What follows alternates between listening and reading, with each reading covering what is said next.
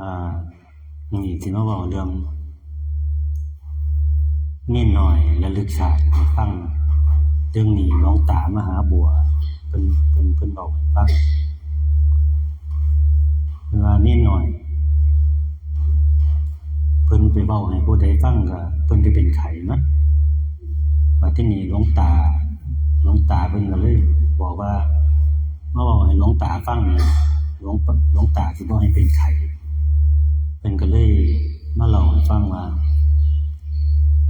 สมัยก่อนเพิ่นสิตายน่ะเพิ่นได้เป็นพระธุดงค์ไปธุดงค์ในป่าเพิ่นเป็นไข้ป่าตายพอตายแล้วญาติโยมเขาไปเห็นเขาก็เลยจัดการเผาศพให้เพิ่นก็ไปยืนเบิ่งเขาเผาศพเรียบร้อยแล้วเพิ่นก็เลยสะพายบาตรห่มจีวรแล้วก็ย่างมาเรื่อยๆมาเจอบ้านหลังนึง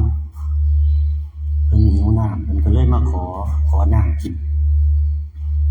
อันนี้เจ้าของบ้านหลังนั้นเพิ่นก็บอกว่า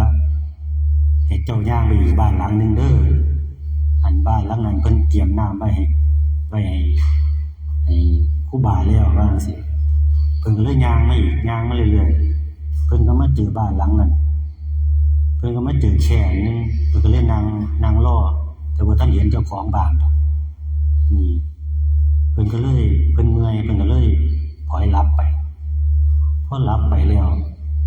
มารู้สึกตัวอีกเทื่อนึงเพิ่นเกิดแล้วพอเกิดแล้วเกิดได้สักประมาณ 6-7 ขวบนี่ล่ะเพิ่นก็บอกว่า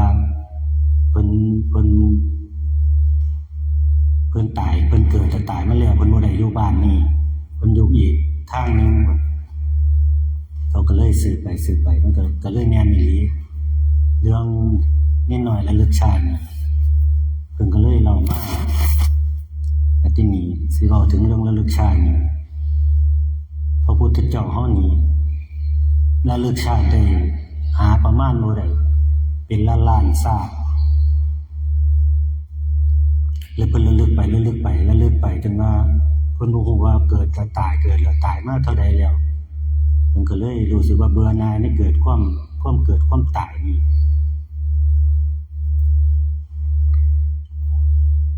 อันนี้ถ้าเฮาสิมาเว้าถึงเรื่องเกิดตายถ้าผู้ใหญ่อยากรู้ว่าเฮาเกิดมาชาติที่แล้วเฮาเป็นอิหยังเฮาก็มาหัดภาวนาเฮาก็สิได้รู้ว่าเฮาเกิดเป็นอิหยังถ้าอันเรื่องนี้มันมีเหตุถ้าเฮาอยากเขาเรียกว่าเหตุปัจจโยถ้าเฮาสร้างเหตุไว้ดีเฮาก็ไปไม่เกิดในหม่องที่ดี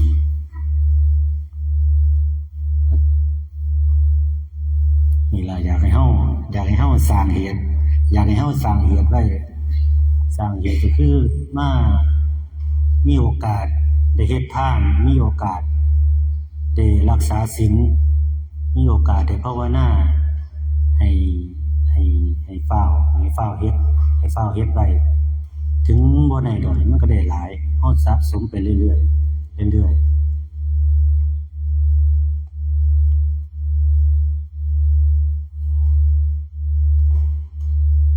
สิเว้าก็ลืมสิเว้าว่าถ้าเฮาอยากเกิดเป็นหยังมีอยู่พระสูตรนึงอยู่ในพระไตรปิฎกข้อนี้ล่ะพระพุทธเจ้าเพิ่นสอนภิกษุทั้งหลายว่าชื่อพระสูตรว่าสังขารูปปฏิสูตรเพิ่นว่าถ้าชาติหน้า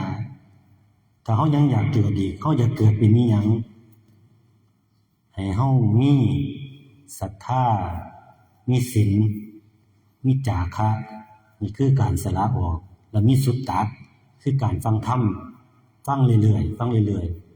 ๆมาที่นี่เวลาเฮาทำบุญปุ๊บให้เฮาน้อมจังซี่ถ้าชาติหน้าอยากเกิดดีให้เฮาน้อมว่าถ้าเฮาอยากเกิดเป็นกษัตริย์เฮาก็บอกว่าเฮาปรารถนาอธิษฐานจิตให้ได้เป็นกษัตริย์ให้ได้เป็นสหายของกษัตริย์ให้เฮาเฮ็ดอยู่จังซี่ให้เฮ็ดทำบุญบันใดให้ระลึกจิตไปให้น้อมจิตไปให้ว่าชาติหน้าจะเป็นกษัตริย์จะเป็นพราหมณ์หรือจะเป็นอิหยังก็แล้วแต่ให้เฮานึกไปเรื่อยๆเรื่อยๆเรื่อยๆเฮาทำบุญบันใดก็ให้เฮานึกเฮ็ดไปจังซี่ตลอดเวลาแล้วชาติหน้าเฮาก็สิได้เป็นอันนั้นล่ะเพราะว่าก่อนเฮาสิตายจิตสุดท้ายนี่สิดึงความคิดนี่ขึ้นมาสิดึงเฮาที่เอาอธิษฐานไว้นี่ขึ้นมาเฮาก็สิได้ไปเป็นอันนั้นล่ะนี่คือพระสูตรเพิ่นบอกมาในพระไตรปิฎกคือพระสูตรชื่อว่าสังขารูปปฏิสูตรให้ไปศึกษาเบิ่งบางเทื่อครูบาเว้าบ่ละเอียดปานใดแต่ว่าอยากเอามาเว้าให้ฟังอยากมาบอกให้ฟังว่ามันอาจสิเป็นไปได้ก็ได้หรือบ่เป็นไปได้ก็ได้ก็แล้วแต่เหตุปัจจัยมันว่าเฮาสร้างเหตุไว้ดีบ่แค่นั้น